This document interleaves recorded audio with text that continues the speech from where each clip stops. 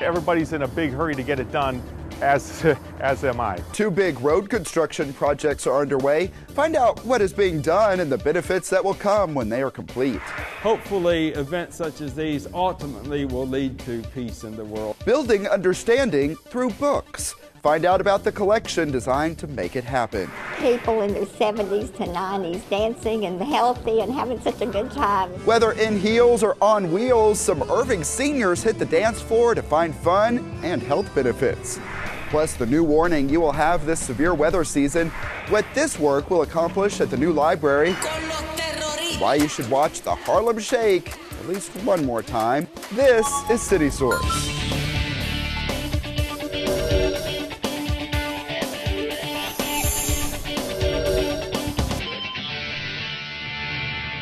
Hello and welcome to City Source. I'm Thomas Gandy. A big golf event swings through Irving and it provides only a hint of what is to come this season. That story is coming up, but we begin with two road construction projects that are underway. We are finding out how they will impact both drivers and residents. How are y'all doing over here? Good? Good. All right. Business at PJ's Cafe on O'Connor Boulevard is better than anyone working here ever expected. We actually added some more tables so we could seat more people. We haven't ever advertised. The only advertising we've ever done is by word of mouth and the sign on the street. At the time we visited, it was mid-afternoon, and the restaurant was actually closed. But people were coming anyway. They all have their favorites. Your chicken fried steak. Liver and onions, that's my favorite. Chicken parmesan. Roast beef, all right. The restaurant has not been open long. 4 months and 2 days exactly. So the whole time it has been open, road construction has been underway outside. You might think it would be a concern for a new business. You know, to be honest with you, not really. We knew it was coming. We knew it was on the way even before we rented the place. So we were prepared for it. And they feel they have been kept up to date on what is happening. Not only do they keep us informed, but we try to communicate with them. It was just an outdated roadway with the businesses here and the residents on the other side. There's been a lot of traffic flow analysis. That analysis led to one of the big changes. Corners are now more rounded, with the goal of making it easier for cars to merge. So the flow of traffic should be a lot better with these larger turn radiuses. As with many recent projects, the city is taking advantage of the time when streets are torn up to replace aging pipes underneath. It keeps crews from having to come back and dig up everything again. The water lines needed to be replaced, the sewer lines need to be replaced. This project is running behind schedule.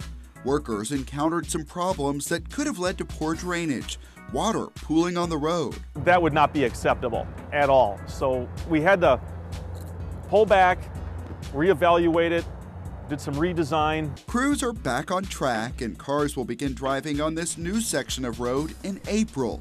Then work will begin on the other lanes. The whole thing is expected to be complete by July. It will be 5 lanes, including a continuous turning lane. Yeah, everybody's in a big hurry to get it done, as am I. While this project is in its final stages, another is just getting started.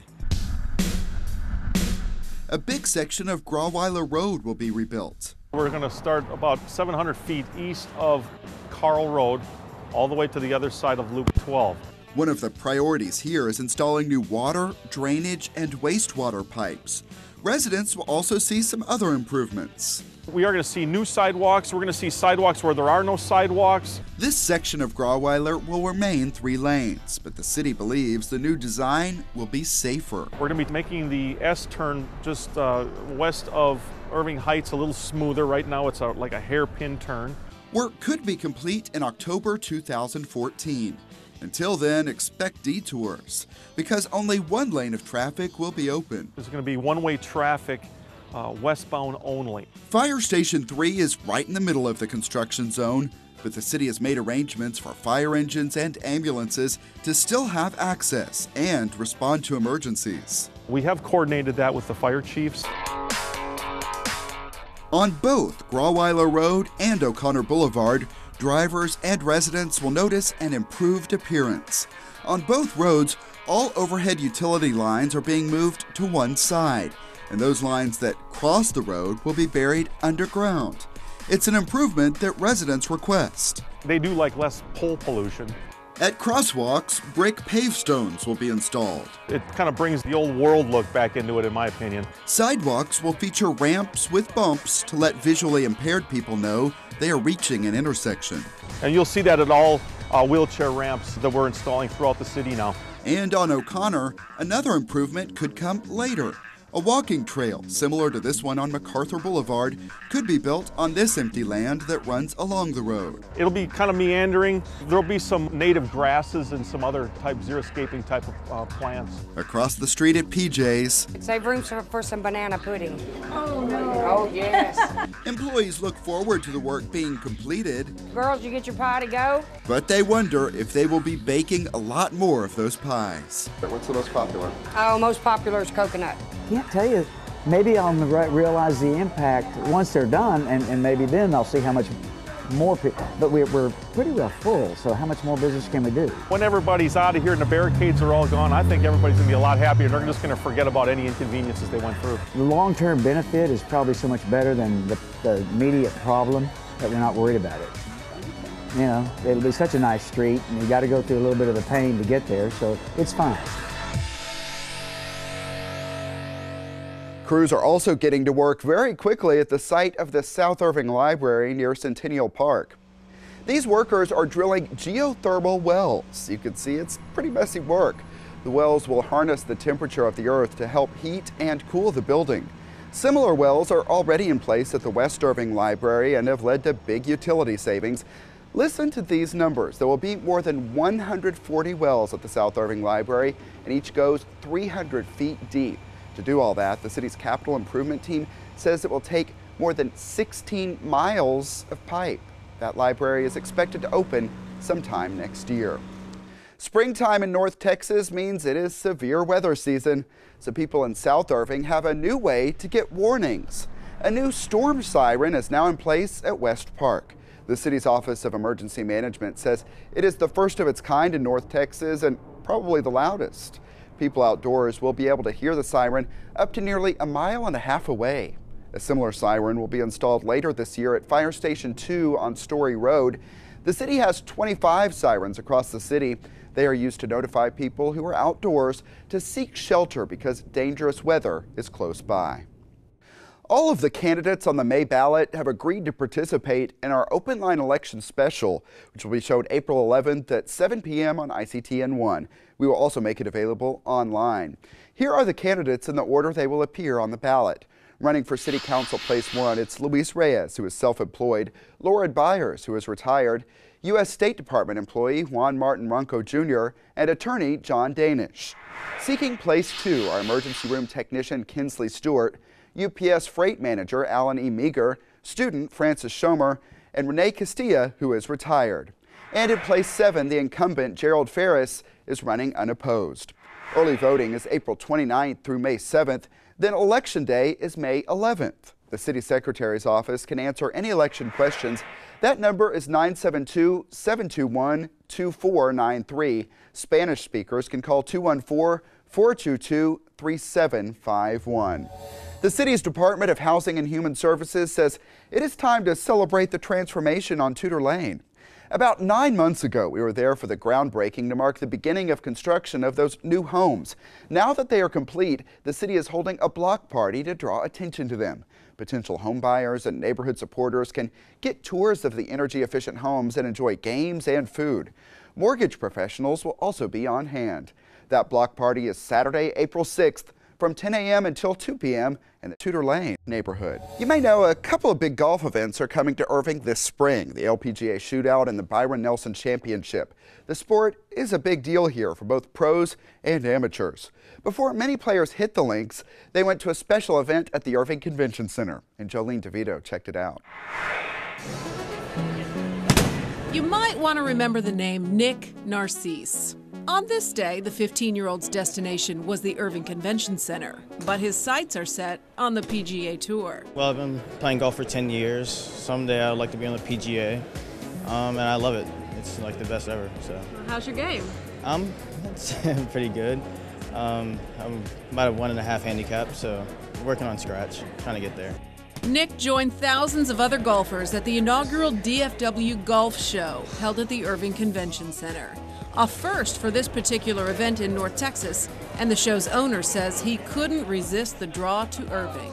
I looked all over the market and I just felt like Irving was a good match for us geographically. I like the fact that you have a rail line that comes in here. And obviously this building is something that the Dallas market is still learning. What is that thing that's out there in the middle of that field? And I just think it was a perfect fit for us to build the show around, and we're hoping to be here for a long time.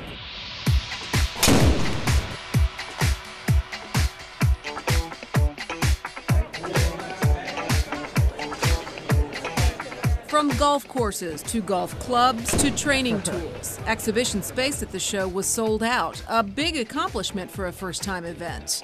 Exhibitors were more than pleased with the exposure Irving gave them to DFW golf consumers.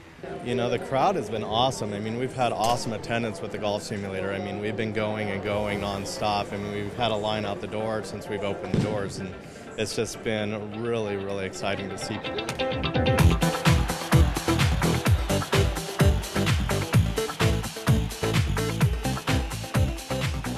If you're into golf, there is something here for you, no matter how good or bad your game is. And that's it's a great timing for us, kind of kicks off the season in Irving. So we've got the golf show this weekend. We've got the LPGA coming to Irving for its first time in April to Las Colinas Country Club. And then, of course, the return of the HP Byron Nelson Championship in May. So this is our golf quarter. Or golf trifecta, as the Irving Convention and Visitors Bureau excitedly calls it. A trifecta that no doubt will bring golf fans and the money they spend to Irving. I mean, golfers are a great demographic. They are typically well-educated, high household incomes. That golfer is a very coveted demographic, so we want those folks in our town, in our community, seeing this city shine, and it's a great opportunity for us. Jolene DeVito for City Source. And here is a look at what is to come at the Convention Center. Among the highlights, April 27th is Texas Fest with headliner Lori Morgan. May 17th through 19th, Dallas Comic-Con returns. Find details at a full listing of public events at irvingconventioncenter.com. Still to come here on City Source, some business people doing the Harlem Shake. But first, Web Watch, our most popular and most talked about videos online. Staying on top of the list is our story from late last year on the Glow Run. It got hundreds more new views since our last show. Well, I told her I needed eyebrows and a mustache and a beard, and she said, I got you covered. Hey guys, there's oxygen tanks in there. The fire department showed up and they got in there and they put the fire out quick, and even the dogs made it out. Also popular, the account of an Irving police officer rescuing a man from a burning building.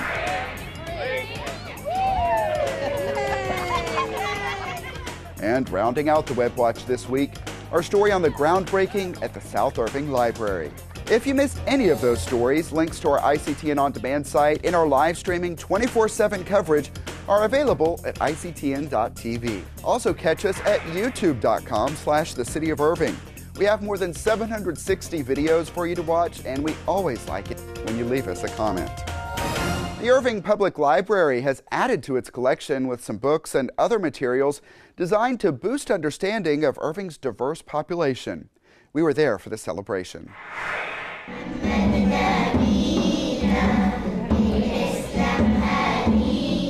Today we wanted to make public the announcement that the Irving Public Library received 2 bookshelf awards from the National Endowment for the Humanities and the American Library Association. They're calling the bookshelf award Building Bridges, Muslim Journeys.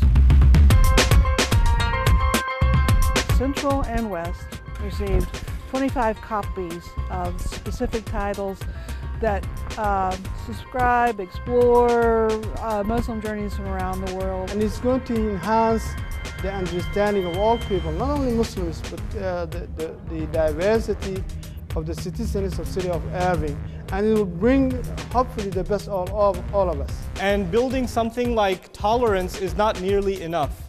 but actually building understanding. From this grant, we hope to open up some dialogue, some conversations in the community. I applaud the City of Irving for recognizing the richness of the cultural diversity, and hopefully we will all learn to appreciate and be enriched by everyone's culture and contributions. We hope that the community, people, residents of Irving, will realize that we're not all that different. We're very much alike in many ways. I've been in Irving since 1986. So I've been living this city more than I left in any other place, in any other country in the world. So this is my city, and I really appreciate the city of Irving. Some special events could be scheduled in the coming months that relate to this book collection. Learn more at cityofirving.org/library. Volunteers put in some hard work for a good cause. Members of Leadership Irving Las Colinas helped remodel one of the Brighter Tomorrow's safe houses. Women and children fleeing domestic violence used the homes, so volunteers were eager to collect donations and help. It was much needed. All of the appliances were old, the carpet was ripping, so everything was in pretty bad shape, and so they are bringing new life to the apartments. Leadership Irving Las Colinas is a group offered through the Chamber of Commerce to help educate and motivate leaders in the city. Many of us have outdated or unused prescription drugs in our medicine cabinets. Here is a chance to properly dispose of them to make sure they don't get in the wrong hands or pollute the water. Irving is again participating in the National Take Back Initiative. It is a partnership between police and the Drug Enforcement Agency. In addition to providing a chance for safe disposal, the program is also designed to draw attention to the problem of prescription drug abuse. Syringes and illegal drugs will not be accepted. Drop off those pharmaceuticals on Saturday, April 27th from 10 a.m. until 2 p.m. in the parking lot of either Walmart in Irving. The program is anonymous. Of course, medicine is not the only thing that needs proper disposal. With Earth Day less than a month away, a lot of people are thinking more about the planet. An upcoming environmental fair will give people a chance to learn more about sustainable living and also recycle many common electronics. Blankets and towels will be collected for reuse at the Animal Care campus. The fair is Saturday, April 6th at Googly Eyes on State Highway 183. It begins at 10 a.m. A new season of Dancing with the Stars is underway, but for some Irving seniors, they dance not for competition and the chance at a mirror ball trophy, but for fun and health benefits. Here's Ashley Roberts. It's a Tuesday night, and the beat feels right.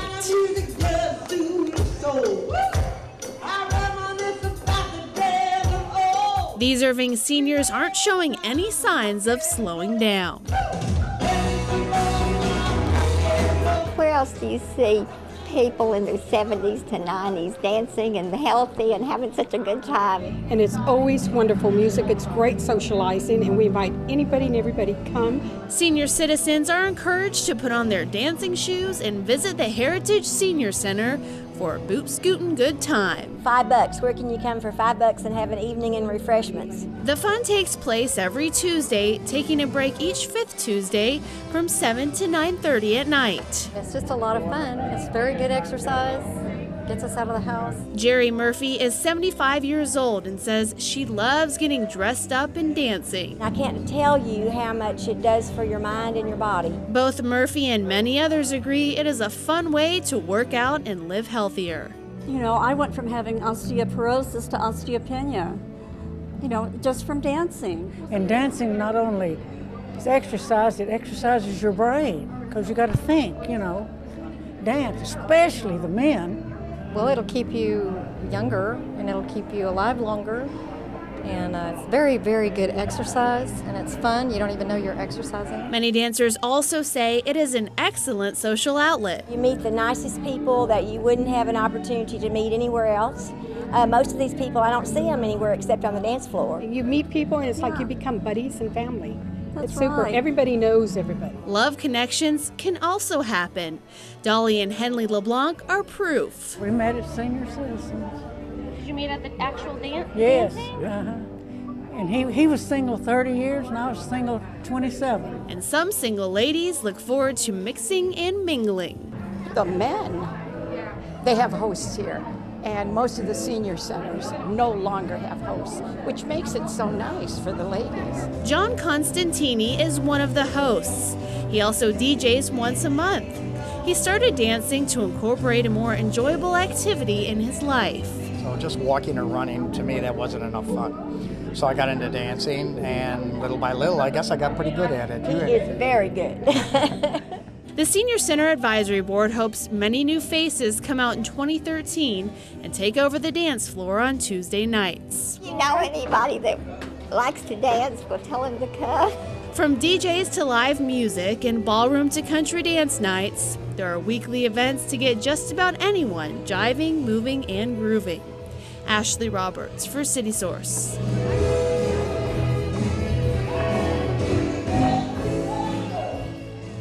And here's another place you may want to dance or at least tap your feet to the beat. The city is hosting a free Music on Main Street concert series. This is a clip of the group called Vocal Trash, which we saw described as Glee meets Stomp. That group will be the first to perform in the free monthly concert event, and this one is in conjunction with the city's Arbor Day festivities. This concert series kicks off Saturday, April 27th at 1 p.m. at 200 North Main Street, which is near the Clock Tower downtown.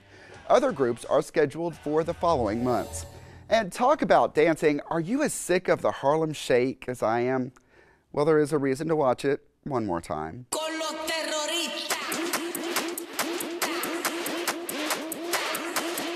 We're only going to show a few seconds of it, so our director Stefan will freeze the video here in a moment or so because we really want people to go online to watch the whole thing.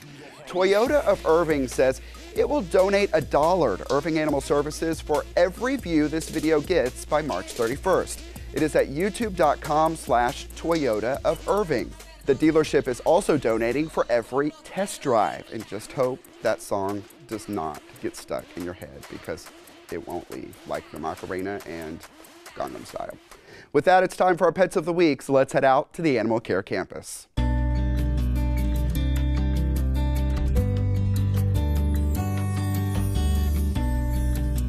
Thank you for joining us for this week's Pet of the Week. Up first, we have Milo. He's a domestic short hair orange and white tabby. He's really sweet. He does love to play and have lots of energy. He's going to make any home a great home by being added to it. This is Azneth. She's a Boston Terrier Chihuahua mix. She's a brindle color. She's really sweet, really playful. She's about 3 months old. She was picked up as a stray, and she is looking for a forever home where she can play all day and cuddle all night. This is Morgan. She's a 4-year-old Chihuahua Min Pin mix. She's really sweet, really cute. Also, she was found wandering around at Nimitz High School, so I think she wants to learn a few tricks. So please come by and see her today and add her to your family. She's full of surprises. This is Mia. She is a 8-year-old Jack Russell Terrier, Brat Terrier mix. She's a tricolor. She's got a couple of little black spots on her. She came to us as an owner surrender. She's going to make a great addition to any family. She's really sweet, really quiet, and really loving. She's still going to have some bursts of energy where she wants to play, but basically she's going to be a cuddle bug. Thank you for joining us for this week's Pet of the Week. Please, if you didn't see what you were looking for today, please do come by the shelter and see what we have. We will have something here for you. We get new animals in every single day, so please do come by and see us. We'll have something here waiting for you. Some good ones, Ashley. Thanks a lot. The Animal Care Campus is located at 4140 Valley View Lane. It is open Tuesday through Friday from 11 a.m. until 6 p.m. Then on Saturday, the hours are 10 a.m. until 5 p.m. Some incredible robots are at work at the convention center, and we are checking them out on the next City Source. Plus, the West Nile virus, we will show you how the city says it is improving its response this year and making it easier for residents to get answers to their questions. And it's Pet Palooza, celebrating the 3rd anniversary of the Animal Care Campus. We are checking out the fun and hopefully hearing about some pet adoptions. Email us your thoughts on our stories. The address is ictit@cityofirving.org, and we may read some of your messages right here on the show. That's it for this edition of City Source. We leave you now with more of the construction underway at the site of the South Irving Library. Thanks to everyone who was a part of this one, and thank you for watching. We'll see you next time.